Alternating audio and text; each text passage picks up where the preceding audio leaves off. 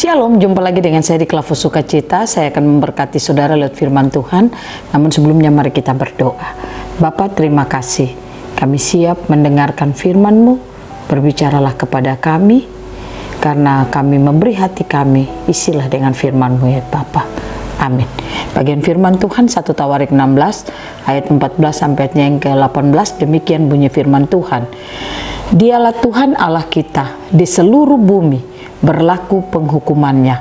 Ia ingat untuk selama-lamanya akan perjanjiannya, akan firman yang diperintahkannya kepada 1000 angkatan, yang diikatnya dengan Abraham, dan akan sumpahnya kepada Ishak. Diadakannya bagi Yakub menjadi ketetapan, bagi Israel menjadi perjanjian kekal.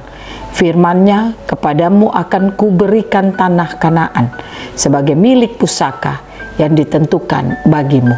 Demikian jauh bacaan firman Tuhan. Pencinta Klavus yang diberkati oleh Tuhan, mari kita membangun kehidupan kita terus dengan firman Tuhan. Karena saya ingin katakan kepada saudara, Allah yang kita sembah, Dia bukan saja Allah yang memberikan perjanjiannya dengan kita, tetapi Dia setia kepada perjanjiannya. Oleh karena itu, ketika saudara dan saya membangun percaya kita akan firman Tuhan sebagai janji-janji Tuhan yang kita temukan di dalamnya, maka saya katakan janji itu akan tergenapi di dalam kehidupan saudara dan saya.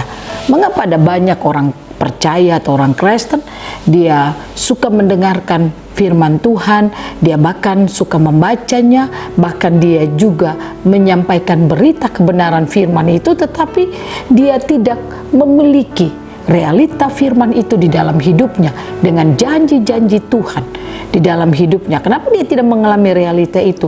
Karena dia tidak membangun percayanya akan apa yang dikatakan oleh Tuhan. Kalau kita membangun percaya kita dengan apa yang dikatakan oleh Tuhan lewat janji-janjinya, saya katakan janji itu akan menjadi realita di dalam kehidupan kita, karena kita memiliki Allah yang setia kepada janjinya. Dia Allah yang berjanji, Dia Allah yang memberikan perjanjiannya. Maka orang yang mengikat perjanjian itu, yang setia pada perjanjian itu akan menjadi realita dalam hidupnya. Oleh karena itu saya ingin mengajak saudara lihat firman Tuhan saat ini. Daud membawakan puji-pujian, karena Daud mengalami akan realita janji itu dalam hidupnya. Makanya karena Daud mengalami realita itu alasan Daud untuk bersyukur kepada Tuhan. Nah, saudara dan saya kalau katakan Tuhan itu baik, Tuhan itu luar biasa, Tuhan itu dahsyat, Tuhan itu pengasih, penyayang, pastikan apa yang saudara katakan itu bukan sekedar perkataan, tapi engkau mengalami realita itu di dalam kehidupanmu, yaitu realita perkataan-perkataan firman, realita janji-janji Tuhan itu kau alami dalam hidupmu. Sehingga saya percaya ketika kita mengalami itu dalam hidup kita, maka kita akan hidup berjalan dari kemenangan Tuhan kepada kemenangan Tuhan, dan akan membuat kita akan terus mampu bersyukur dalam segala hal, karena kita dapat melihat janji itu ya dan amin dalam hidup kita. Biarlah Tuhan Yesus menolong saudara dan saya menjalani hari-hari hidup kita ke depan. Jangan pernah berputus asa, bangun percayamu kepada firman Tuhan, karena di situ ada janji-janji Tuhan, dan janji itu pasti akan berlaku dalam hidupmu. Hanya percaya saja, maka itu akan kita alami dalam hidup kita. Amin. Tuhan Yesus memberkati kita. Mari kita berdoa. Terima kasih Bapa.